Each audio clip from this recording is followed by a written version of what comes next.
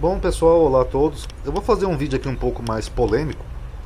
E como eu tenho o hábito de avisar antes, justamente para não ofender as pessoas que têm sua fé religiosa, como os cristãos, então quem for cristão, tem sua fé religiosa, eu recomendo que não assista esse vídeo, tá?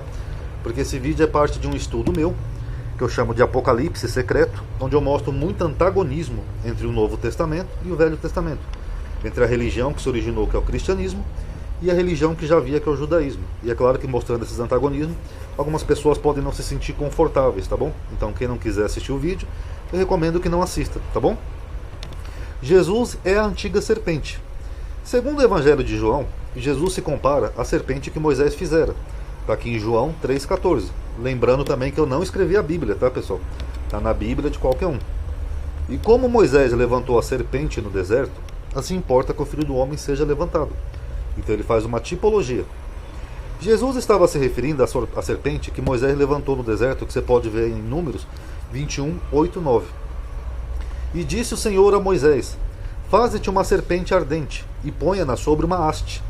E será que viverá todo que, tendo sido picado, olhar para ela.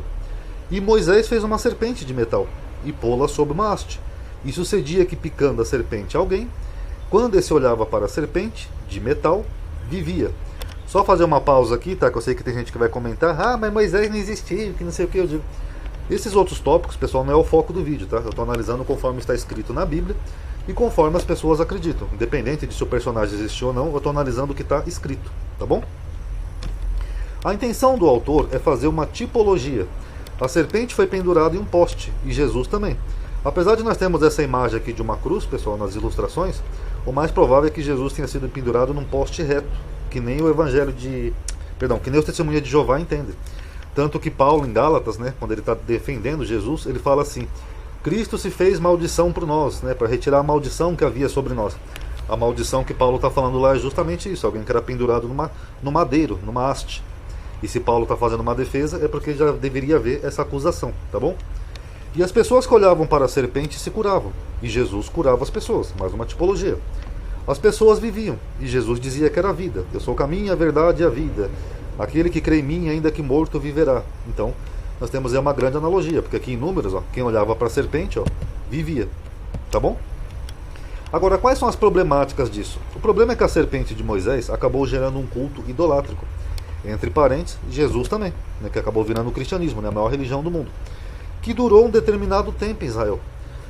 Somente no reinado do rei Ezequias é que ele combate, né, esses cultos idolátricos que haviam lá em Israel, e ele destrói a serpente, que ele chama de Neustã, aqui, ó, Neustã ou Nerustã, pedaço de metal, que nem você pode ver aqui em Reis 18, 3, 4. E fez o que era reto aos olhos do Senhor, conforme tudo o que fizera Davi seu pai. Ele tirou os altos, né, que eram os símbolos idolátricos, quebrou as estátuas, deitou abaixo os bosques e fez em pedaço a serpente de metal que Moisés fizera. Porquanto até aquele dia, ou seja, da época do rei Ezequias, os filhos de Israel lhe queimavam incenso e chamaram Neustã, pedaço de metal. Então, assim como a estrela da manhã, né, o Lúcifer dos cristãos, que eu já mostrei aqui em vídeo, Jesus recebe um título de algo que fora anátema no Velho Testamento, algo que foi amaldiçoado no Velho Testamento por Deus. O que é meio confuso, né, que os cristãos têm a Bíblia, eles entendem que é o mesmo Deus, né, tanto do Velho quanto do Novo Testamento, mas aí no Velho Testamento Deus amaldiçoa algo. Chega no Novo Testamento, esse algo é aplicado a Jesus. Como, por exemplo, esse título aqui, ó, Estrela da Manhã. Estrela da Manhã era um título de um homem que se achava um deus. Eu já mostrei isso aqui no vídeo. E Neustã era uma serpente que era venerada por cura. Então, parecido com Jesus, que era um homem que foi transformado num deus. E a serpente que foi venerada, acabou sendo venerada assim que nem Jesus, que as pessoas veneram até hoje. A serpente, além de ter sido destruída devido à idolatria, a serpente era um símbolo negativo na cultura semita. O autor de Gênesis a usa como símbolo da queda do homem e dos inimigos de Israel. Lembrando que esse escrito aqui é posterior, tá? Ele é mais recente.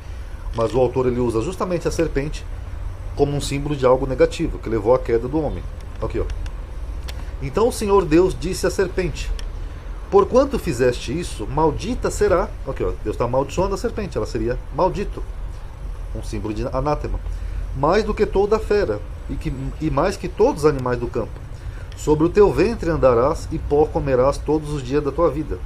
E porém inimizade entre ti e a mulher. Aqui eu já fiz um vídeo explicando, então não vou me alongar muito, mas a mulher aqui representa Israel, e a serpente representa os inimigos de Israel, tá bom? Dentro da Bíblia tem várias evidências disso, mas eu não vou me alongar aqui nesse, senão a gente vai fugir do tópico. Tanto que ele fala aqui que a inimizade seria entre a semente da serpente e a semente da mulher. Esse termo aqui, semente, é aquele mesmo termo que eu mostrei naquele vídeo lá de Davi e Natã, que é Zerá. Ou seja, descendentes biológicos, fruto do ventre. Então é claro que aqui a serpente é só uma metáfora para o inimigo, não é uma serpente literal. Porque serpente não tem sêmen, serpente não tem filhos, nesse sentido, né? Não teria sentido. Então ele está falando de outros povos que seriam inimigos de Israel, que é a mulher. E os seus descendentes seriam inimigos dos descendentes da mulher, ou seja, inimigos dos judeus. Esta te ferirá a cabeça e tu lhe ferirás o calcanhar. O termo calcanhar aqui também é um jogo de palavras, que calcanhar em hebraico é Hakov. É o mesmo nome de Jacó, que Jacó em hebraico é a junção de uma abreviação do tetragrama com a palavra Hakov, que é calcanhar. E Jacó representa todo o povo de Israel na cultura bíblica. Tanto que Deus fala assim, Jacó é meu servo, ó vermezinho de Jacó, por que não me dá ouvido, Jacó? Quando Deus fala Jacó, ele está se referindo a todo o povo de Israel. E aqui o autor de Gênesis ele faz esse jogo de palavras, que a serpente iria ferir o calcanhar, o Hakov da mulher. Ou seja, os povos inimigos iriam ferir Israel. Tá bom? O objetivo do autor é combater a veneração que os povos tinham por serpentes. Por isso que ele usa esse animal como símbolo.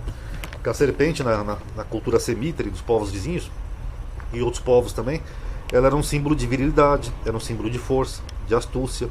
A serpente troca de pele, eles achavam isso algo fantástico, né, como se fosse um renascimento.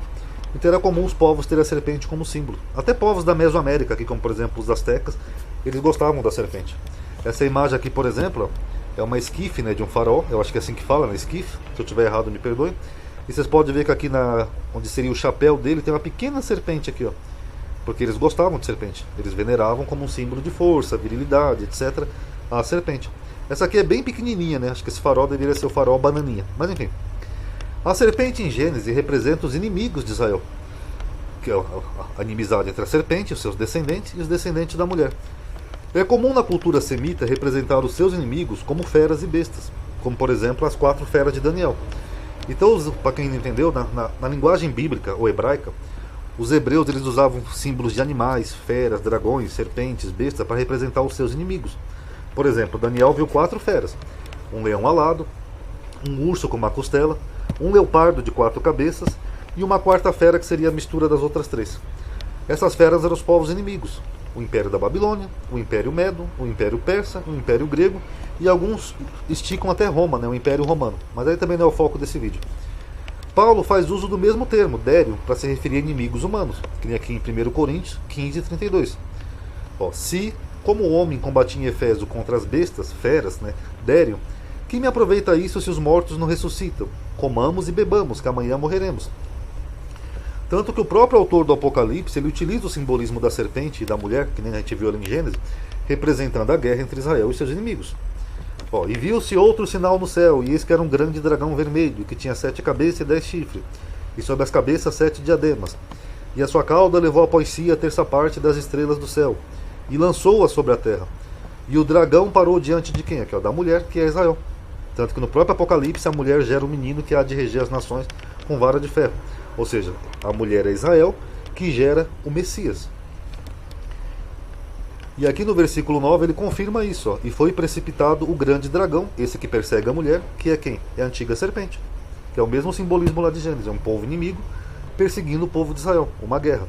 Aqui ele usa o título Diabo e Satanás. Não é o foco desse vídeo, mas eu já mostrei que esses títulos também representam inimigos, tá? Não seres espirituais. Mas o que nós estamos vendo aqui é isso. Ele está usando o mesmo simbolismo da antiga serpente, só que dessa vez ele usa um outro termo que é dragão, para dizer que é aquela antiga guerra, né, entre um povo inimigo e o povo de Israel. Tanto que o próprio Jesus utiliza o termo serpente de uma forma pejorativa, brigando com os fariseus. Mateus 23:33. Serpentes, raças de víboras, como escapareis da condenação do inferno? Porque a serpente na cultura hebraica, ela tinha esse simbolismo de inimigos, de anátema, de idolatria. Tudo isso não era um símbolo positivo, como por exemplo o Cordeiro de Deus, né? Não, a serpente ela já tinha um símbolo mais negativo. Então o judeu ele entenderia esse simbolismo. Então é estranho, né, que o autor do quarto evangelho utiliza esse simbolismo como uma tipologia para Jesus. Ou seja, uma serpente que já foi amaldiçoada, foi destruída pelo rei Ezequias e que em outras passagens representa os inimigos de Israel. Muito estranho. Só lembrando, tá, um PS aqui, quem quiser ver todo esse estudo, eu tenho um e-book sobre isso chamado O Evangelho Secreto, tá? Mas eu não recomendo para cristãos, tá bom? Jesus realmente, após a sua crucificação, ele gerou um culto idolátrico, a maior religião do mundo, que é o cristianismo. E o cristianismo, em determinadas épocas, perseguiu sim o povo judeu, que nem a serpente que persegue a mulher, ou o dragão, ou sei lá. Ou seja, é como se a serpente perseguisse a mulher, é como se ali realmente fosse o livro do Apocalipse, a gente visse isso, uma perseguição entre os descendentes da serpente, que seriam os povos gentios, e os descendentes da mulher, que seriam os judeus. Por exemplo, na Idade Média houveram os pogroms, onde os judeus eram proibidos de ter posse, eles não podiam comprar, e eles eram isolados em guetos. Na Idade Média também nós tivemos a peste negra, né, cuja maior vítima foram os judeus. Inclusive na Idade Média também tem tradições que nós mantemos até hoje, né, como malhar o Judas, que começou justamente quando eles pegavam uma família de judeus e matavam, né, porque diziam que os judeus mataram Jesus. Nós tivemos inquisições, tanto inquisições católicas quanto inquisições protestantes, tá? Lutero chegou a falar assim: queime suas sinagogas, os judeus são pequenos diabos destinados ao inferno. Ou seja, nós estamos falando de um povo não judeu, que era um povo alemão, perseguindo o povo judeu, que era o descendente da mulher. Nós tivemos vários extermínios, como por exemplo na Rússia, onde o czar mandou matar 1 milhão de judeus, né, na Praça Vermelha. Ou por exemplo o Holocausto nazista, né, onde Hitler tentou literalmente exterminar os judeus. Então quando a gente olha por esse lado, a gente começa a achar estranho, né, que o personagem da Bíblia, ele é comparado a algo que simboliza os inimigos do povo judeu, que é a serpente. Algo que gerou um culto idolátrico e que virou um anátema. Então aí, pessoal, analise aí, tirem vocês suas conclusões, tá? Esse vídeo é só para transmitir um pouco de informação, até porque eu ando meio sem tema ultimamente. Então cada um analise e tire suas próprias conclusões. Quem puder dar um like no vídeo vai estar ajudando para aumentar o alcance, até porque o YouTube anda meio bugado ultimamente, tá bom? Obrigado por ter assistido. Paz a todos.